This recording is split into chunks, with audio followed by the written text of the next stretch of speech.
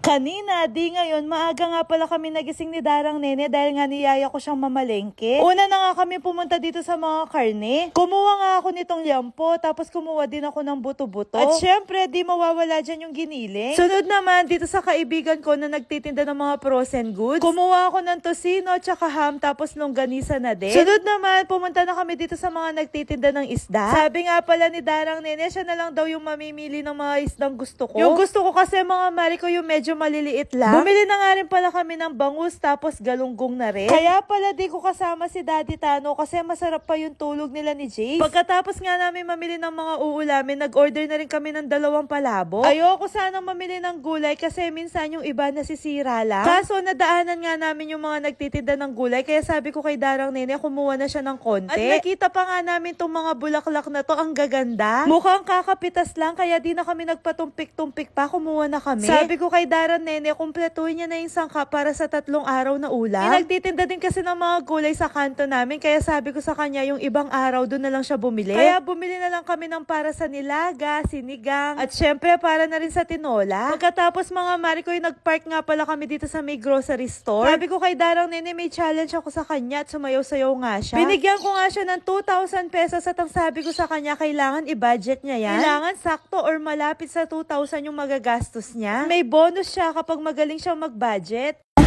Abias, taba. Opo. Siyempre, kape. Opo. Gamit sa bale, yung bahay.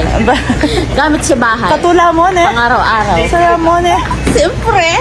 Ito daw yung unang beses na mag-grocery siya mga marikoy kasi madalas talaga sa tindahan lang siya namimili. Ang dami nga pala nagtatanong kung magkano yung sweldo ni Darang Nene. Siyempre, sekreto mga marikoy. Kung sa sweldo niya, lagi ko siyang binibigyan ng extra. Kapag inaalagaan niya si Jace, kapag umaalis kami, alam kong pagod siya, binibigyan ko siya ng extra. Tulad ng pa-challenge na to mga marikoy, lahat ng kukunin niya sa kanya. Umuwi kasi si Darang Nene, kaya kapag nag-overtime siya sa amin, binibigyan ko talaga siya ng extra. Tapos kapag kasali din siya sa mga post ko, binibigyan ko din siya. Dito talaga, obvious na di nag-grocery si Darang Nene. Ewan ko ba, parang sa sobrang tuwa niya, di niya alam kung ano yung mga kukunin niya. Daming times dyan mga marikoy kukunin niya, tapos ibabalik niya din. Tapos niya nga dito mga marikoy, sabi niya sa akin, pwede na daw yan, baka sumobra daw siya. Kaya sabi ko sa kanya, obvious talaga na di siya marunong mag-budget. Aminado naman siya na di siya marunong kasi mas marunong daw yung asawa niya. Dito, tinutulungan ko na talaga siya magkwenta mga marikoy. Sabi ko sa kanya, dagdagan niya pa. Dito mga marikoy, makikita niyo talaga na ibabalik niya yung mantika kasi may nakita siyang mas mura. Tapos dito sabi ko sa kanya, kumuha na siya ng suka at saka toyo. Kaso mga marikoy, kinukuha niya lang talaga yung mga maliliit lang. Lagi niya pang sinasabi sa akin na tama na. Pero sa pag-compute ko nga mga marikoy, parang wala pa talagang 2,000 yung mga kinuha niya. Kaya sabi ko sa kanya, kumuha pa siya ng noodles at mga delata. Alam niyo ba, kakapanood ko nga sa kanya, nahihilo ako kasi kinukuha niya tapos binabalik niya din. Itong mga pinamimili niya nga pala mga marikoy, iuwi niya sa bahay nila. Si Darang Nene kasi pala desisyon siya mga marikoy at madalas natutulog siya sa bahay namin. Kaya sa amin na talaga siya kumakain, naliligo, lahat-lahat na. Alam niyo ba, 1